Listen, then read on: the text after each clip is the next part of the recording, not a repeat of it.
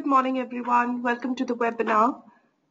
Today's webinar is India is making it easier than ever to sell in India by reducing the number of mandatory documents required for import and export of goods from 10 to 3. With the GDP growth at 7.3% and an ever-expanding middle-class market, it is one of the fastest growing and attractive economies in the world. In this webinar, our expert will discuss how targeting the Indian market with your product or services can be a great revenue stream if done correctly.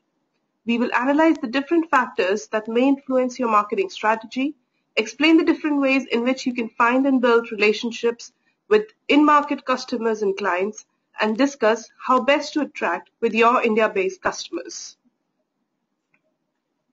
Before we begin, I would like to familiarize you with the toolbox on the right-hand side of your screens.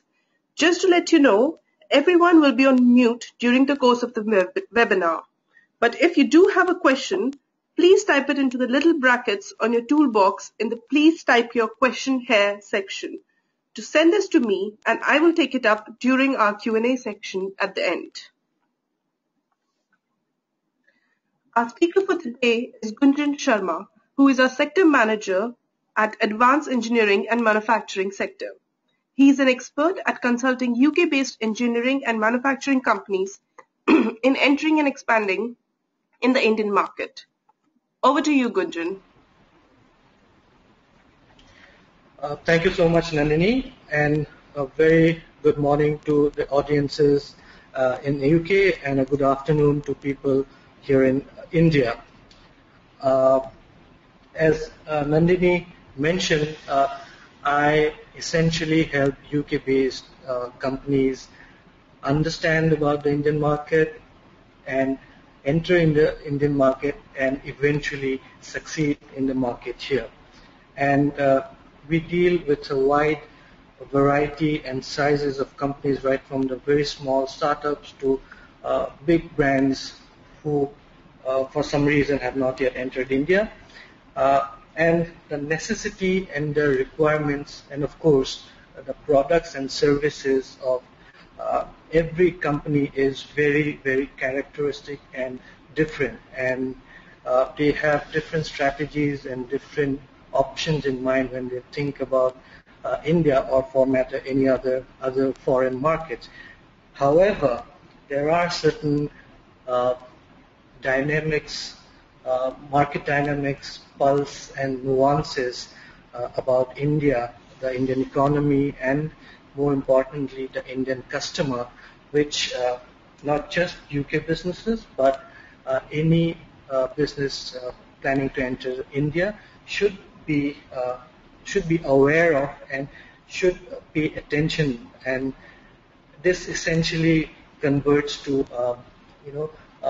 more hassle-free entry into the market and a faster connect with the clients and the end consumer in India. So having said that, let's move on with the presentation. All right.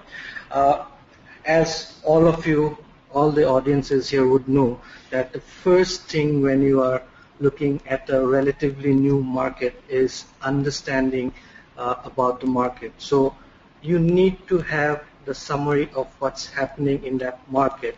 One, of course, are the larger macroeconomic trends, the policy-related information, the economy, the politics. That's on one side. But more importantly, you should be aware of what's happening in the particular industry or the sector that you focus upon. And for that, you need to have a very 360-degree approach, as they say, in terms of knowing the history of that particular sector, knowing what's happening at the moment in this sector in India, and more importantly, trying to anticipate what the future trends are going to be. Saying that is fairly easy, but you need to have a fair amount of analysis involved to understand what would be the trend like in future. And within those, the most important thing is understanding who the players are, the market share, the market leaders rather, the market shift, and all the offerings that your competition, be it domestic Indian players or other foreign competitors, are offering in India.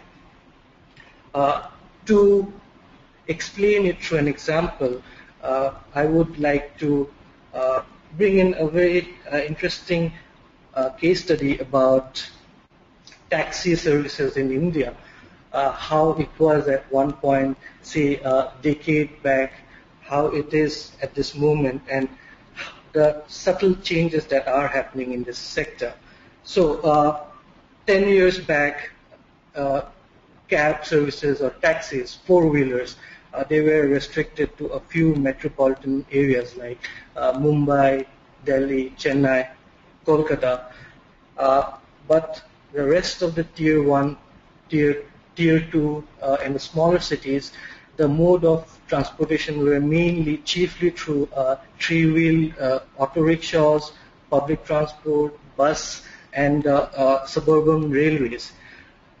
A taxi was not just affordable to any and every Indian, so it was considered as luxury that the affluent and the upper middle class could afford. And after that, what happened was the first instance of radio taxi services, the organized sector, where you could call a fixed number and reserve your taxi happened. And that was because it mirrored the whole change in consumer demand and the economy. It was started by a company called Meru, which first introduced this concept of radio taxi, where you could pre-book a cab and for your airport travel or plan your journey. And then in the last 5 years, we have what we see as the global giants like Uber, who have entered aggregators. That's how it has changed now, from unorganized to organized taxi fleet operators. Now we have aggregators, people who just don't own any taxis, but provide a platform for consumers. Even now, what's happening is even that trend is changing. Not only is it bringing about a radical shift in the consumer mentality, but that trend itself is changing. For example, many people in urban areas, cities like Bangalore, Delhi, because of the traffic, because of the hassles of driving, because of the cost of parking slots and the whole cost of ownership involved with owning a car, people are moving away from owning a car and just hailing a cab, because in the long run it becomes cheaper. So that's one very radical change what's happening in the mindset. Similarly, something which is very peculiar and unique to India is that these taxi aggregators not only use hatchback and sedans and passenger vehicles, but they are also roping in three-wheel auto rickshaws or tuk-tuks. So that's very unique to India. And what we now see is happening and taking place is two-wheeler taxi. This is something which might not be even perceived in Western economies, but because of the whole traffic situation, the infrastructure problem, we have startups who are offering two-wheeled taxi services.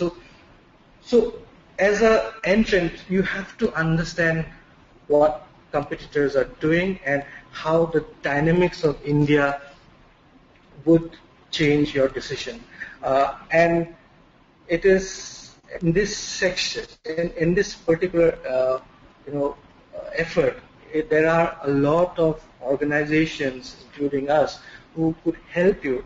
People based in India, people who have been observing the Indian economy, the trends, who could provide you with such insights, something which may not be possible doing remotely from a different location, because you need to be present on ground to see some of these changes.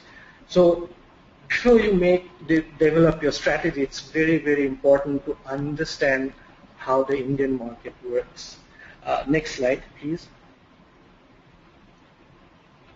And this would sound rather cliche, but it is very essential to know your customer. And I think this cannot be stressed enough, but the peculiarities of requirements in India are very different from different regions. In fact, what would work in Asia Pacific, other markets in Asia Pacific might not work in India. And I feel that the best lessons in terms of understanding customers can be learned from what the fast-moving consumer brands have done in India. And this is how the typical story works. It's a multinational company based in the West, coming to India with their products, with their typical mindset of what sells abroad. And at the first go, they always find that what works in the US or the UK doesn't necessarily work here in India. And that's the first learning, and that's when they understand that they have to, if not totally reinvent, but at least re-engineer their products and services. As you can see on the screen here, I have chosen the example of Gillette. We all know Gillette is one of the leading brands of safety razors. And interestingly, Gillette has been in India since the early 80s. And they have typically offered the cheaper version, repackaged the cheaper version of what products were available in the US to the Indian customer without any changes in the product design or specification. And the result was that the sales were relatively flat for a long time. It was only very recently in the millennia, in the last 10 years, that Gillette has actually been picked up by the Indian consumer. And it is because of several rounds of research and development, and more importantly, speaking to the customer, that Gillette found out why its product were not accepted by the Indian consumer the way they had anticipated. So a couple of things came out very clearly. The Indian male, for the Indian male, shaving is considered to be a very arduous and a time-consuming task, something which is not paid significant attention to. Secondly, there are many households in India still do not have running water. So that the typical geometry of having multiple blades is a hindrance in a way, because cleaning becomes a hassle.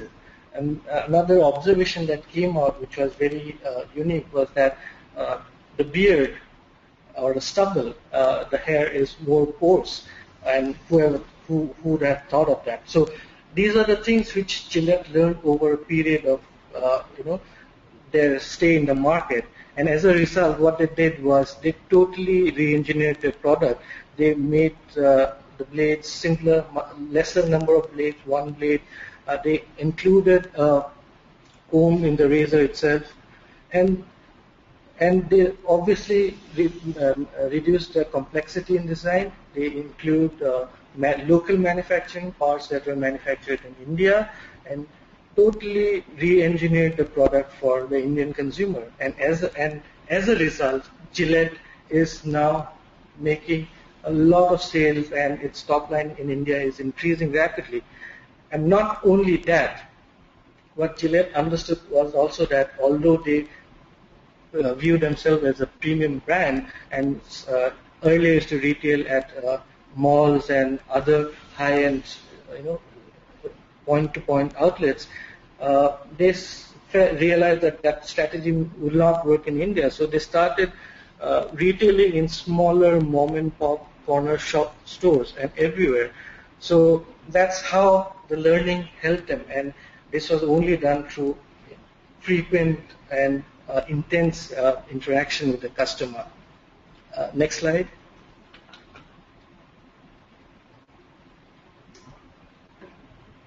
And of course, apart from your customer, it is very important that you understand competition.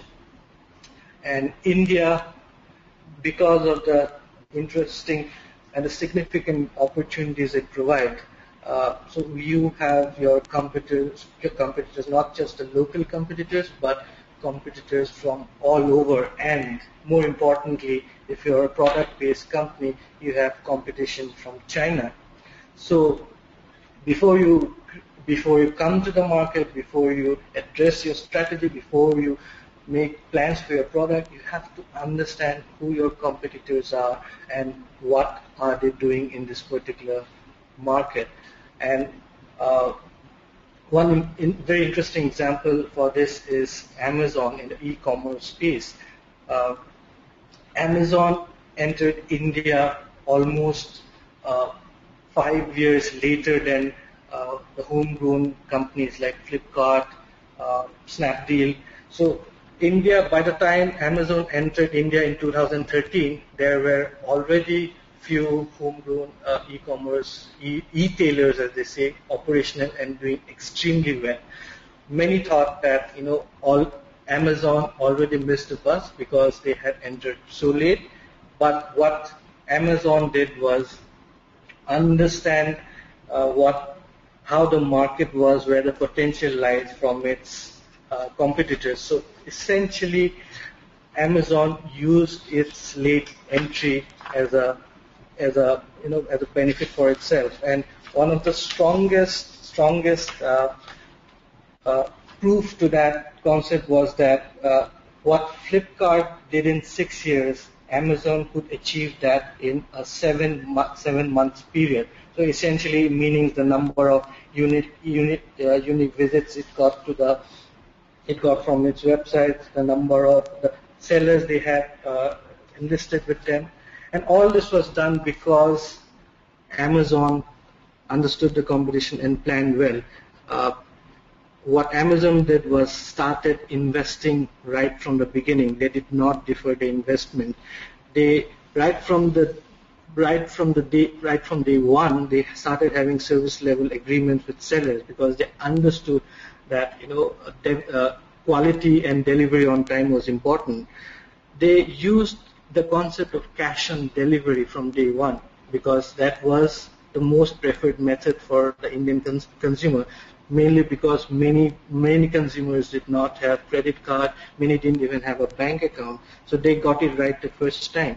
They got their logistics in place. They had, even before Amazon opened its business, they already had a 150,000 square feet warehouse in the outskirts of Bombay. They started concepts like next day delivery, something which existing player copied after Amazon did. So that's one thing that you have to understand the moves of what the competitors are doing, and based on that you have to take that into consideration and then develop your strategy for the market. Next slide. And this is another very interesting topic for most companies, is pricing and quality. India has been and still is a very price conscious market, and that is, everyone is aware of that. But as the economy develops, as disposable incomes increase, the Indian customer is also getting quality conscious. And this is an aspect that you have to keep in mind, because all strategy aside, it is in the end your product and service and the experience that it provides to the end user that makes or breaks a company. So not just price, but quality. This is something of most important at this particular juncture in the Indian economy. A very nice example for this is the Chinese smartphone manufacturer called Xiaomi. Xiaomi entered India a few years back, and the first first first offering was a 60-pound smartphone, which was retailed online. But the biggest differentiator for that product during that time was the quality of the product. It had all the essential qualities of a, of a much higher priced phone, and the sales were phenomenal. So they used to have what they call flash sales every week, and the product would just disappear within minutes of coming online. It was a phenomenal success, but Xiaomi did not stop there, because its strategy was not to be identified as just affordable smartphone manufacturer. So from that $60 smartphone, now they want to be identified as a premium quality smartphone manufacturer. So the flagship products now are at around £250. And the other thing that they do is unlike Apple products, for example, they launch their flagship products in China, India, and other important markets simultaneously. Not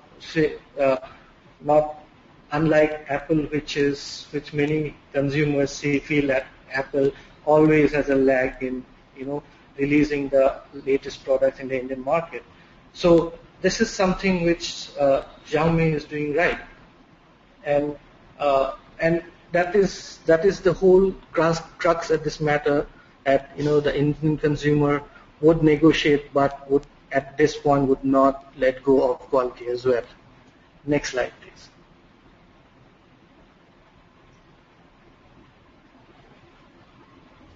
And one other aspect is the channel strategy. This is of particular interest to us because of all the companies that approach us.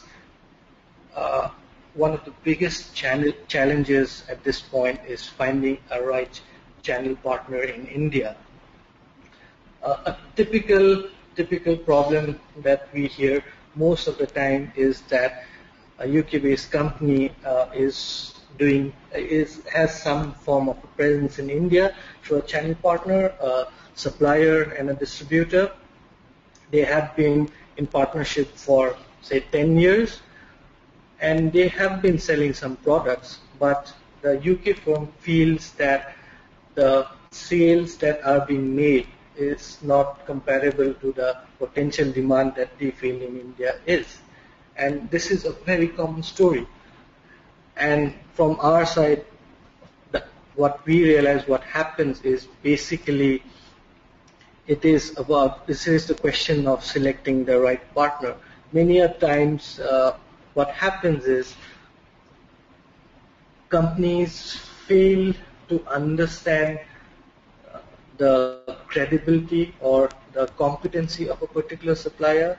Sometimes companies fail to devote sufficient time to develop the relationship. As you can see in the presentation, success with a partner is built on trust, and it is essentially a function of time. So you would have to build up a rapport with your partner here in India. And for this, there are certain things that work in India. In India, it might so happen that interactions over emails and telephone may not be the right answer. You might have to come down, meet your partners face to face, interact, call them over to your plant or your operations there in UK. That's how the relationship are built. The second thing where many companies from abroad misjudge is the fact that they appoint one single distributor for the entire country. In most of the cases, that does not work because, as many of you might know, India, although is one country, but it is not one market. There are very, very strong regional differences. One is because of the customer temperament and the preferences. The other is because of the way industries are organized. For example, if you are in the western part of India, that is the financial, pharmaceutical, oil and gas hub of the country. If you move up north, it is the manufacturing, automotive, ancillary, political part of the country. Down south, where you have Bangalore, Chennai, you have automotive, you have information technology, biotechnology. So because of the nature of industry and trade in different regions and consumer preferences, the market cannot be considered as one uniform market. Apart from that, there are strong cultural and habit-based differences among the Indian people. So more often than not, you would need to have regional distributors, regional partners, so people looking after the north, the south, west, or you could have one super distributor and then give him the liberty to get new distributors for you. And also you have to understand that you have to be open to new ideas. You have to understand that sometimes what you had perceived in mind could be different. For example, if you're a product-based company, if you're thinking that you would need to appoint a stockist and a distributor, for all you know, you could just do with an agent or a sales representative, or you could actually use your online retail online platform, because India is in terms of e-commerce and adoption of the internet, India is rapidly growing. So there is a large population of India who is using smartphone, who have internet connection. So it could work that way. So something that you may not have anticipated. So you have to be open to Indian new ideas. Next slide, please. Thank you so much, Gunjan. That was a very informative presentation. Let's open up for the Q&A session now. I believe, Gunjan, you touched upon that companies have to re-engineer the products to enter India. Does the promotion and launch of the products also differ from region to region within India? Yes, Nandini, it definitely does. So apart from that, your promotional activities in India are, if you're a product-based company and if you're into consumer goods, for example, so there would be regional differences. One, the most obvious is language. India doesn't, although English and Hindi are being spoken as official and national languages respectively, there are many other languages and dialects. So obviously you would have to have a multi-language approach for different regions. Second is the cultural aspect. There are different cultures, in different regions. So, and because of that, they would have their seasonal approach in terms of buying behavior in a different. So, for example, if there would be some big festival in the north, there would be something later in the southern region. So those aspect needs to be taken care of. But if you are more into business to business, B2B mode, your promotional activities would be more subtle, more nuanced. By that I mean that you would have to, rather than having promotions in other channels, you rather have to be present in regional trade exhibitions, trade shows, and each region would have their own trade body. Each sector would have their own trade body. So it would make more sense that if you are present in those events, interact with the other counterparts. So that is one certain way of getting promotion in a B2B environment. Right. Thank you, Gunjan. Next question is that I believe India has a very specific salary targeted groups. We have like lower income, middle income groups and higher income groups. Is it a good idea to Mhm. enter into all three of them at one go, or should we target one specific group and then expand? Uh, Again, it is the function of what products you are into. So if you are into a mass market product, so it would obviously make sense that you target all three sections. But if you want to differentiate yourself as a niche product, so uh, you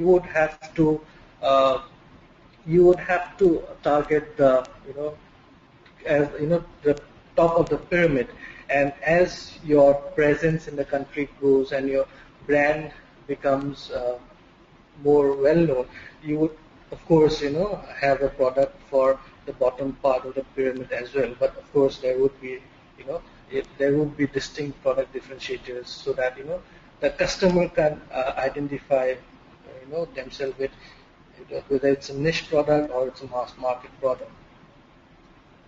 Right. And I believe one of the major challenges that any MNC faces when entering India is the licensing and finding the right channel partners for them. Does the Open Biz portal, which is the new topic which is being talked about in India, does that help?